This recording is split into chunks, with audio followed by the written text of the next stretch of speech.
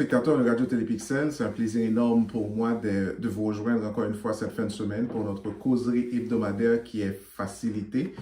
C'est une émission bien sûr où l'on se propose de vous parler de technologie numérique, de développer pour vous certains concepts et de venir avec tout ce qui est dans l'industrie des technologies, tout ce qui est nouveau pour vous les expliquer, comment les appliquer, comment c'est utilisé.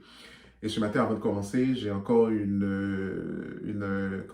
salutation spéciale pour les étudiants du Cégep. Et je sais que c'est une couche de la population qui écoute énormément cette émission.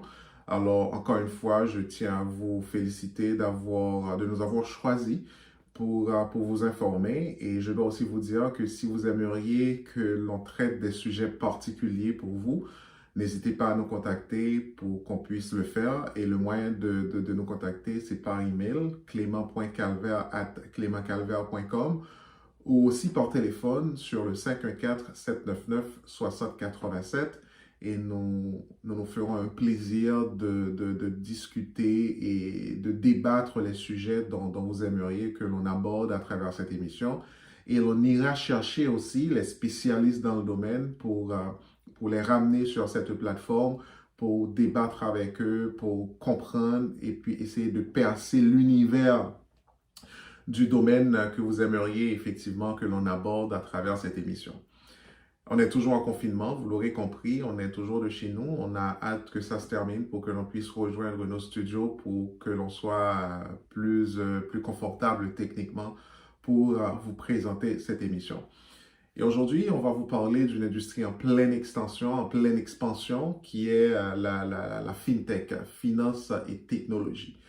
Avant d'avancer un peu plus loin, je vais vous présenter quelques statistiques sur la FinTech. Ça a été tiré de CB Insight, qui est un site qui collecte des données analytiques et qui traite ces données pour permettre à des décideurs de pouvoir s'orienter dans leurs objectifs. Donc, c'est les 10 dernières années, l'évolution de la FinTech, et vous l'aurez compris qu'il y a une expansion dans certaines régions telles que l'Asie-Pacifique, l'Europe, surtout en 2018. C'est des calculs qui se font en milliards de dollars.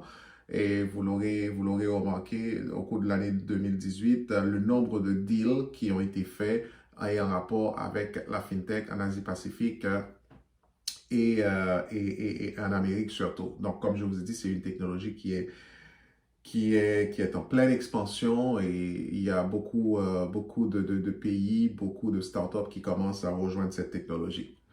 Alors, selon certains documents que j'ai pu lire, les chefs d'entreprise du monde entier appellent à un débat sociétal et à un établissement des normes proactives autour de la FinTech ou du moins de la technologie financière.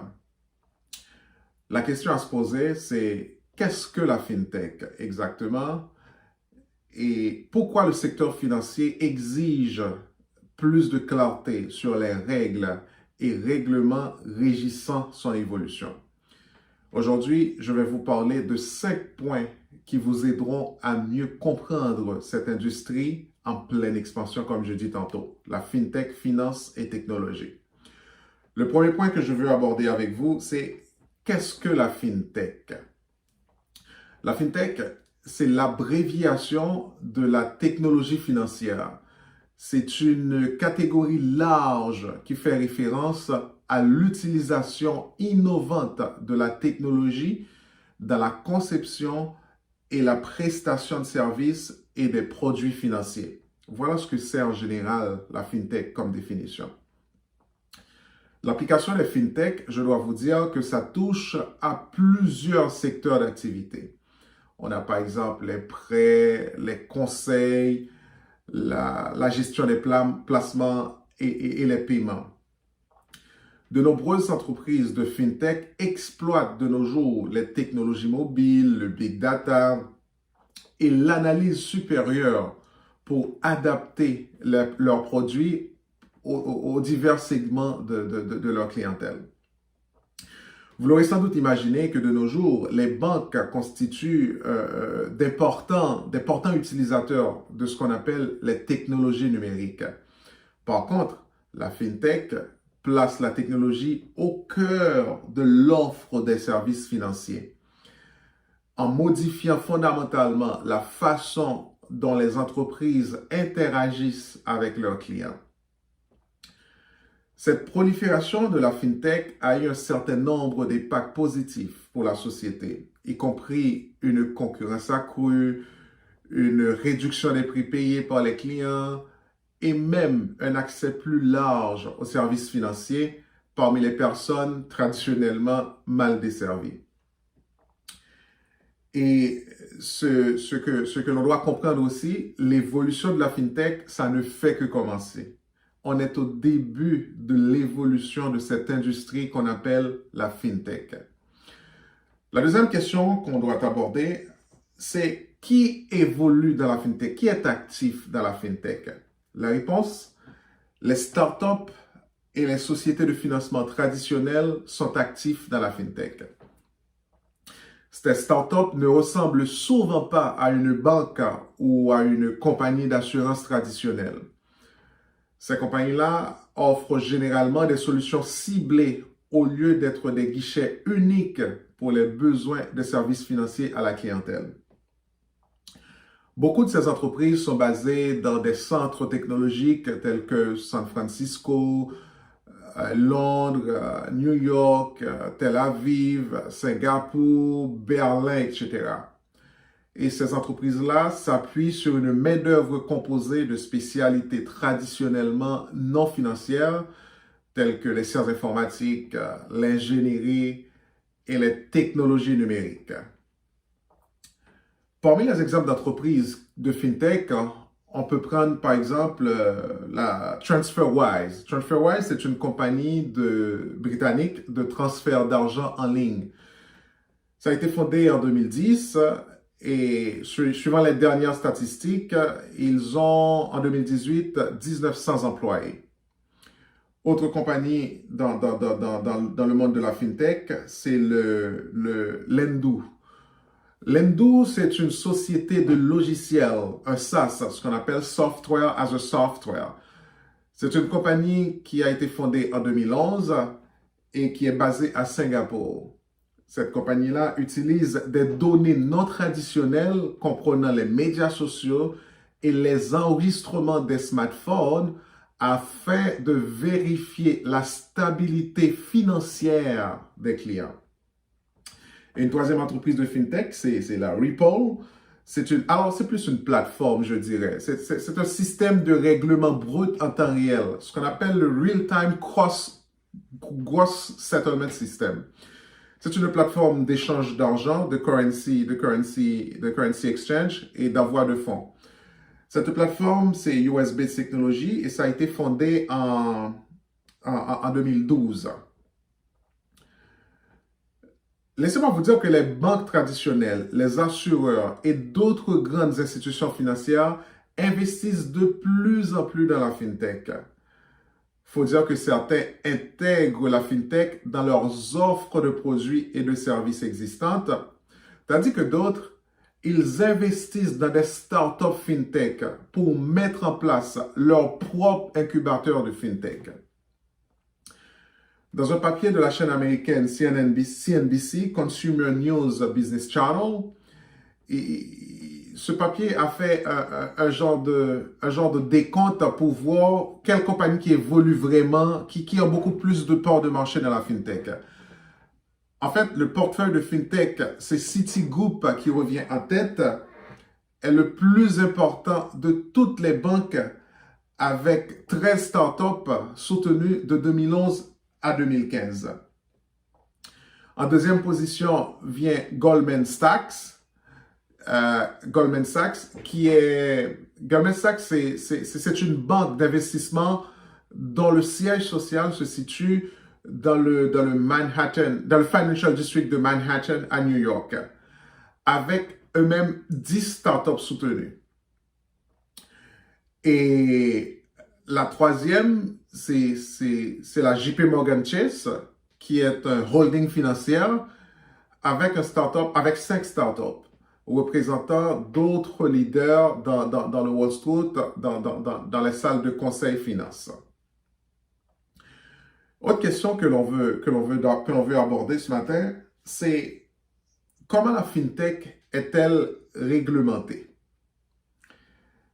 La question de savoir comment la FinTech est réglementée et doit être réglementée fait l'objet de nombreux débats. Comme les startups FinTech ne fonctionnent généralement pas comme une banque ou un assureur à part entière, elles ont tendance à ne pas être soumises aux mêmes réglementations qui régissent les acteurs plus traditionnels du système financier. Et comme on pouvait s'y attendre, le cadre réglementaire actuel vise à superviser les fournisseurs de services financiers plus traditionnels qui peuvent être plus facilement classés comme des banques, des assureurs et des gestionnaires d'actifs. Les fournisseurs FinTech ne s'intègrent pas parfaitement dans ce paradigme. Je lisais un papier de Brice Wallace dans les colonnes du Wall Street Journal. Lui, il essaie de classifier les régulateurs, les instances régulatrices qui gèrent tout ce qui est finance, dans tout ce qui se passe dans le monde de la finance. Il a parlé de la Fed, qui est la Réserve générale, comme instance régulatrice. Il a parlé du Consumer Financial Protection Bureau. Il a parlé du Financial Industry Regulatory Authority. En fait, il a essayé de regrouper toutes les instances régulatrices qui gèrent, qui réglementent le monde de la finance comparativement à la FinTech. Pour une institution financière, laissez-moi vous dire qu'il est généralement très clair quel organisme spécifique qui réglemente. Dans le cadre de la FinTech, ceci n'est pas clair pour ce qui est de la FinTech. Par conséquent, cela a conduit à un effort concerté de la part des décideurs pour comprendre ces nouveaux modèles d'exploitation et reconsidérer le cadre de surveillance existant à la lumière de la FinTech. L'impératif, c'est de trouver le juste équilibre, la balance entre l'innovation et la stabilité financière. Le temps est essentiel car bon nombre de ces nouvelles entreprises accumulent rapidement des parts de marché. De son côté, il y a le Forum économique mondial qui a voulu ajouter sa part en réalisant un brainstorming sur la FinTech, en essayant d'apporter des recommandations, des propositions. Le Forum économique mondial a formulé 4 recommandations au secteur privé et les superviseurs financiers pour préserver la stabilité financière et favoriser la FinTech. Que sont ces recommandations? Première recommandation, c'est de débattre sur l'utilisation éthique des données, ceci pour clarifier les limites, les frontières de l'utilisation des données des clients à des fins commerciales par des acteurs du système financier. La deuxième chaîne dans la recommandation, c'est de mettre en place un forum pour le dialogue public-privé sur la transformation dans le but d'identifier les domaines où un soutien aux superviseurs est nécessaire pour développer une technologie pour améliorer la stabilité.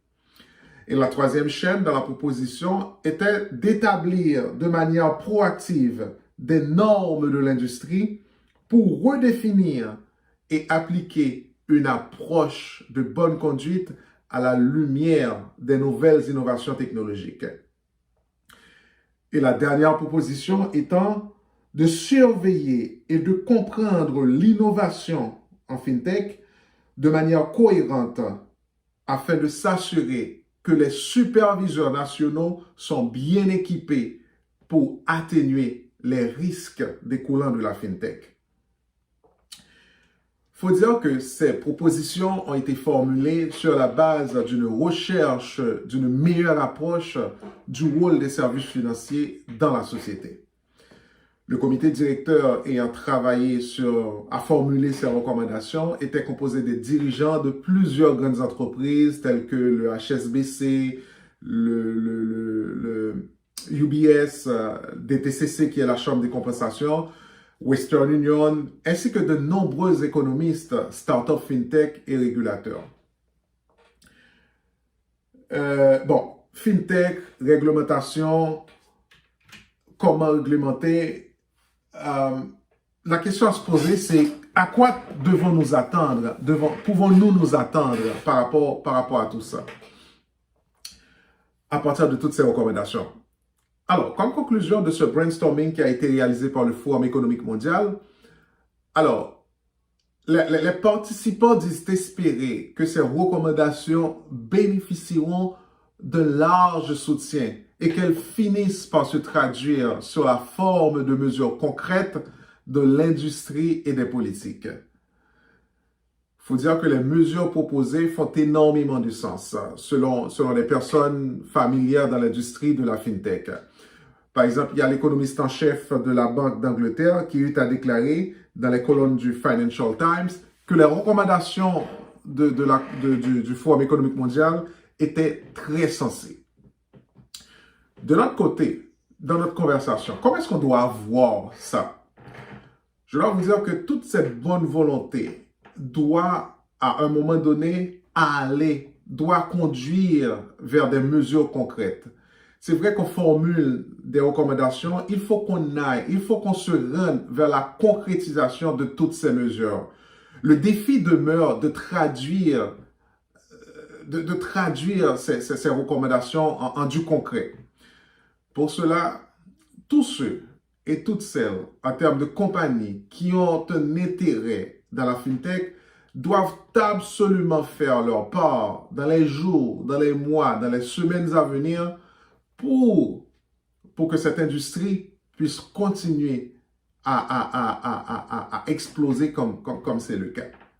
Alors, vous comprenez, toutes les bases sont définies, les entreprises, les startups commencent, les sociétés commencent, mais la grande question que l'on se pose, c'est sur la réglementation. Étant donné que cette industrie ne se considère pas comme les banques, comme les compagnies d'assurance traditionnelles, la question de la réglementation se pose parce qu'on ne peut pas parce que les organes régulatrices, les normes, les principes qui ont été définis, en fait, sont définis pour les banques en tant que telles, mais pas pour cette industrie. C'est pour ça qu'il y a des débats, tout comme le Forum économique mondial l'a fait, il y a d'autres débats qui se font pour que l'on arrive à déterminer une bonne réglementation pour cette industrie, pour que cette industrie puisse continuer à fonctionner. Parce que quand vous avez quelque chose qui vous pète dans la face, si je peux dire ça de cette façon, ça grandit, ça évolue et comme je vous ai montré dans notre graphe au tout début de l'émission, seulement pour l'année 2018, ça se compte en milliards de dollars, les revenus, les deals qui ont été faits avec la FinTech. Et il y a plusieurs régions où la FinTech vraiment commence à exploser. Donc, la question de la réglementation se pose. Il faut qu'on le réglemente, cette industrie qui est la FinTech, comme je vous ai dit, qui est la finance et technologie. Et mesdames, messieurs, vous l'aurez compris, je le dis toujours, la technologie, c'est une discipline transversale. Peu importe le domaine dans lequel vous évoluez, vous allez trouver la technologie. Il y a de la technologie de la finance, c'est pour ça qu'on parle de FinTech. Il y a de la technologie dans l'industrie de l'automobile. C'est pour ça quand vous achetez une voiture de nos jours, c'est des voitures high-tech qui existent. C'est pour ça aussi qu'on a des domaines d'affaires qu'on appelle des business, ce qu'on appelle analyse d'affaires justement, des analyses de domaine, des analyses fonctionnelles, des analystes fonctionnels qui essaient de matcher le domaine d'application par rapport à la technologie pour aller chercher tous les avantages que la technologie offre pour l'appliquer à ce domaine. Donc, c'est ce qu'on appelle FinTech, c'est ce qu'on appelle finance et technologie, et ça existe aussi dans d'autres domaines. Mais pour l'industrie de la FinTech qui est en pleine expansion, le débat maintenant se pose sur la régulation, comment est-ce qu'on va réglementer cette industrie. Mesdames, Messieurs, ça a été notre débat pour aujourd'hui. Ça a été un énorme plaisir pour moi de discuter avec vous. On va prendre le rendez-vous pour la semaine prochaine. Mon nom, c'est Clément Calvaire. Nous rejoindre, c'est le 514-799-6087 par courriel clément.calvaire@clémentcalvaire.com. Et le médium pour vous transmettre ces informations, sur cette émission, c'est Radio Télépixel. Je vous invite à aller liker notre page YouTube, à aller liker notre page Facebook. Comme ça, vous serez alerté à chaque fois qu'on va avoir une nouvelle livraison de facilité. Bonne semaine à vous tous. Restez en forme, restez en santé. On vous retrouve la semaine prochaine.